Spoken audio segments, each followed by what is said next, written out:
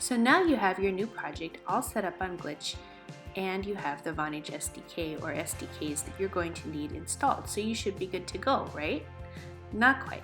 There's one more thing that you need to take care of before you can actually start coding and testing your code. If you haven't already, you can watch our tutorial on creating a Glitch project with the Vonage SDKs before getting started. Before you can do anything with the Vonage API on Glitch, you need to first get your Vonage API credentials. That's true even if you're using a sandbox like the Messages API sandbox. We need to get your API key and secret at a minimum to make sure that nobody's doing any sort of communication spamming and sending too many messages or sending messages to people they're not supposed to. So if you go to the Vonage API dashboard, you will be able to get all of these things. You can also get them via the command line if you prefer, but that doesn't make as interesting a video. So if you go to your applications and then create an application, you'll be able to set a little bit of information about a new application that you can use for testing. You can give it a title, and you can enable whatever features you're going to need for it, voice or messages or what have you.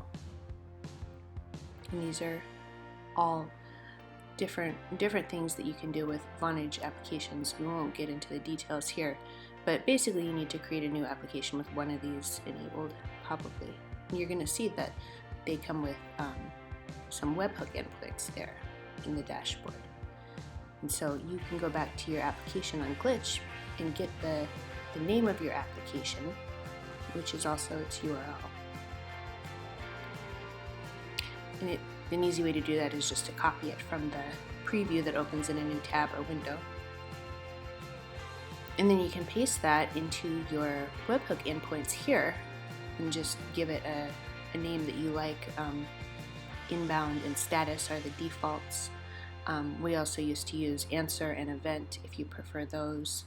Whatever makes sense to you for your application. We'll stick with inbound and status for right now just so that it's consistent. And notice those are post requests.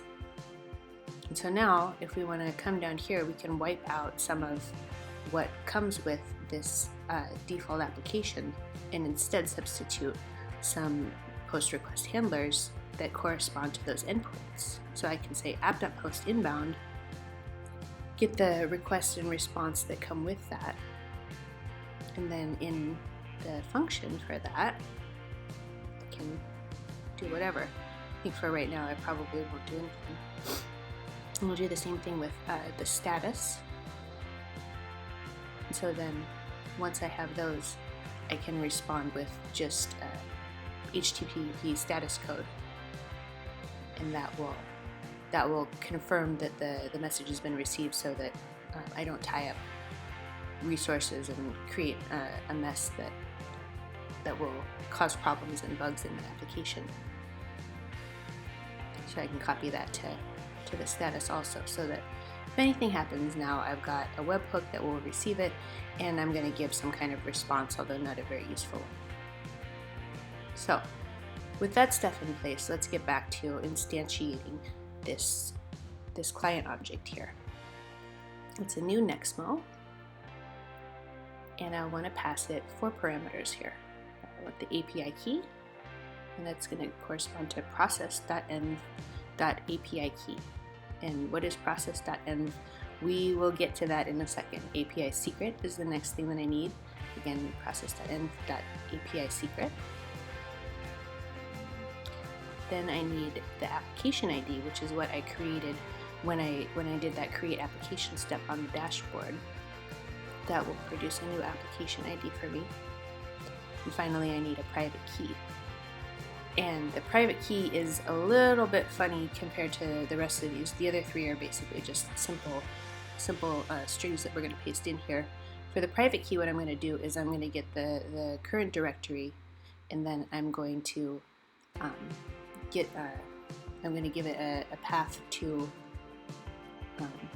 a file called private.key, which I'm going to place in a folder called .data. So it's going to be .data/private key, and I will actually put that file in there in just a minute. First, let's go fill in some of the rest of this stuff. So you have this file.env here, and this is where you're going to put your environment variables, which correspond to those process.env whatever values in your code. And so you can see the API key is already there. I actually got an application ID, but to get an application ID, you just finish up on this create an application page, and the next step will show you your application ID.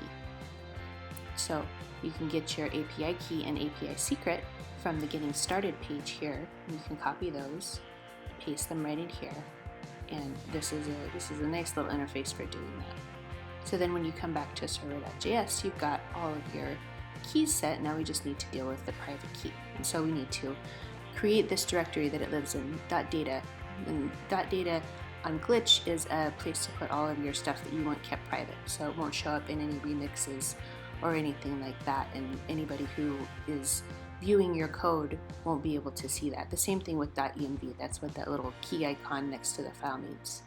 So you can create your private key in here just by pasting whatever you downloaded from the dashboard or saved when you created it via the command line. If you don't want to save your private key in a file, the cool thing about Glitch is that you can actually just put it in your .env as another environment variable. So you can switch from the graphical to the plain text view of .env and create a private key variable and paste your private key just right in there. Remember to put it in quotes so that you capture the fact that it's on multiple lines. And so you can get the private key you downloaded, copy that whole thing, and then you can just paste it right in there. And there, now you have a private key environment variable rather than having to mess around with a bunch of file names, and that can be kind of handy if, for instance, you have a complex directory structure and the dir name might be something different than just the root of your application. So you can change this now to just be process.env private key, and it will come from the same place as the rest of your environment variables. That's a neat trick that only works on Glitch though, as far as I know. So if you wanted to also use your Glitch project for local development, or you were going to post it somewhere else that deployed via GitHub, let's say, then you might need to do something different. So if I'm on my local machine here and I have .env, I can try the same trick, but in order to import my environment variables on my local machine in my server.js over here, I'm probably going to need to require .env, which is a node package, and as far as I know, it's the only one that really does this. You could write it yourself. That is definitely yak shaving for this video, but so now if I want to get process.env.private key, I can do that via the .env package. I don't know if I'm saying these correctly or not. Unfortunately, it's not going to work because .env does not allow me to have multi-line environment variables. So that's out. That's not going to work. So instead, I can just do dir name and do my private key that way. And that's what I'm going to have to be content with on my local machine, which is fine because it's my local machine and nobody's gonna see this private key that I have here. It's not like I'm going to get some kind of error because of this, but what is going to happen is that if I try to use .env, it's not going to work because it doesn't support it. If I don't use .env, I can also try accessing the environment variables, and that gets into a whole other weird world. Definitely is not captured by Glitch development, but basically I need .env if I'm going to do this locally, and so this is a Glitch only solution, the whole putting the private key in an environment variable. For local projects, you'll probably need the path, and so it may therefore behoove you to do the same thing on Glitch if you want to share code between something running on your own local machine and some project that you have on Glitch. But once you sort your private key, your credentials should be good to go and you can use the API.